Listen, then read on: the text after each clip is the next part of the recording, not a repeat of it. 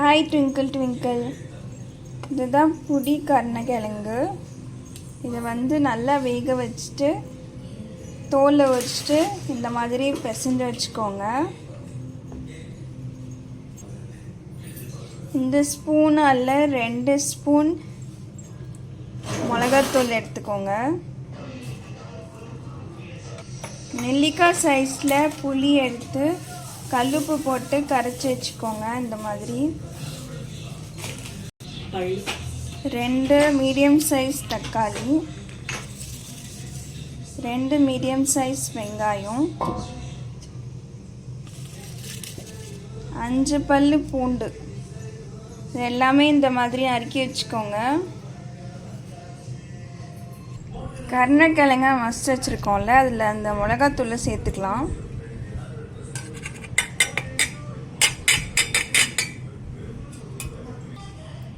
இந்த புளி கரைச்சி வச்சுருக்கிறதுலே நாங்கள் கல் உப்பு போட்டு தான் கரைச்சி வச்சுருக்கோம். அதனால இதோட மிக்ஸ் பண்ணிக்கலாம்.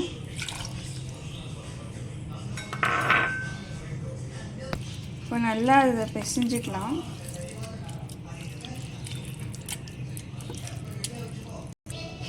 நல்லா பிசைஞ்சாச்சு. இந்த ஸ்டேஜில் உங்களுக்கு உப்பு இருக்கான்னு பார்த்துட்டு உப்பு போட்டுக்கோங்க. தேவையான அளவு நல்லெண்ணெய் ஊற்றிக்கோங்க. 1 ஸ்பூன் சோம்பு போட்டுக்கோங்க.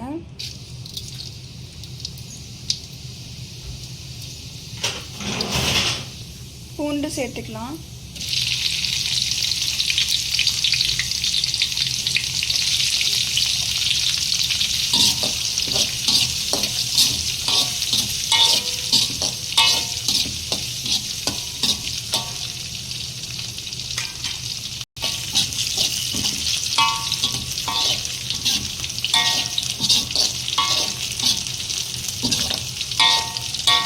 நல்லா வதங்கிடுச்சு. இப்போ வெங்காயம் சேர்த்துக்கலாம்.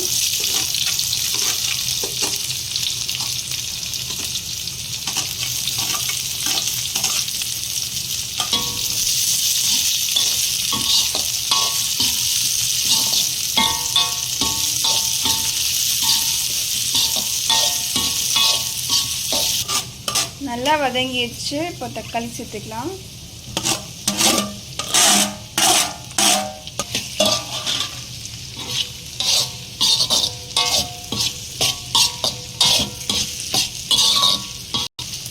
நல்லா வெந்துடுச்சு. இந்த பிசைஞ்சு வச்சதை இப்போ சேர்த்துக்கலாம்.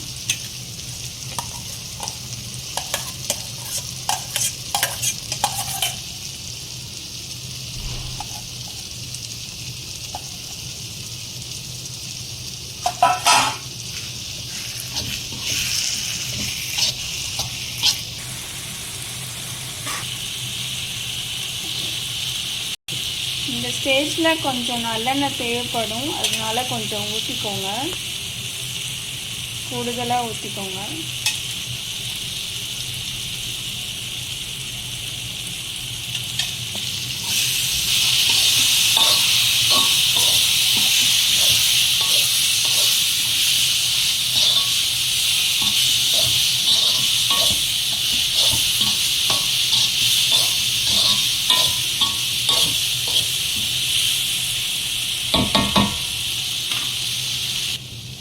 இந்த ஸ்டேஜில் இன்னும் கொஞ்சம் நல்லெண்ணெய் சேர்த்துக்கோங்க.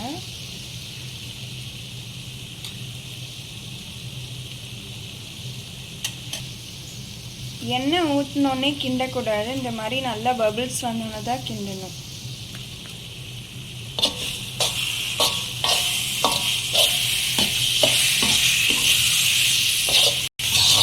இது நல்லா அல்வா மாதிரி சுருண்டு வரணும். அது வரைக்கும் கிண்டிகிட்டே இருக்கணும்.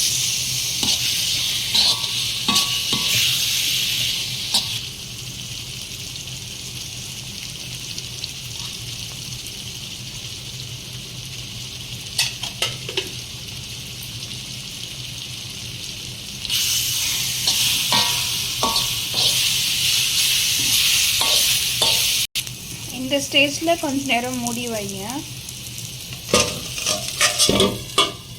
ஒரு 5 minutes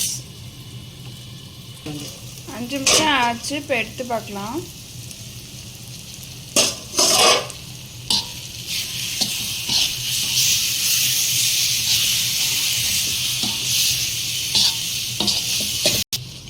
நல்லா அல்வா மாதிரி வந்துச்சு. இந்த ஸ்டேஜில் ஆஃப் பண்ணிக்கோங்க கேஸை. கருணக்கிழங்கு மசியல் ரெடி ஆகிடுச்சு.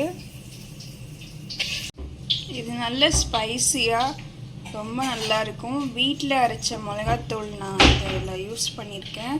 ரொம்ப டேஸ்ட்டாக நல்ல ஸ்பைஸியாக நல்லாயிருக்கும். சூடான சாத்தில் நாங்கள் வீட்டில் காய்ச்சின நெய்யை ஊற்றி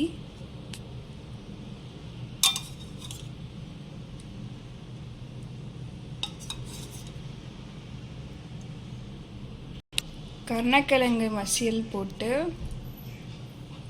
ரசம் சாப்பிட்டீங்கன்னா சூப்பராக இருக்கும்.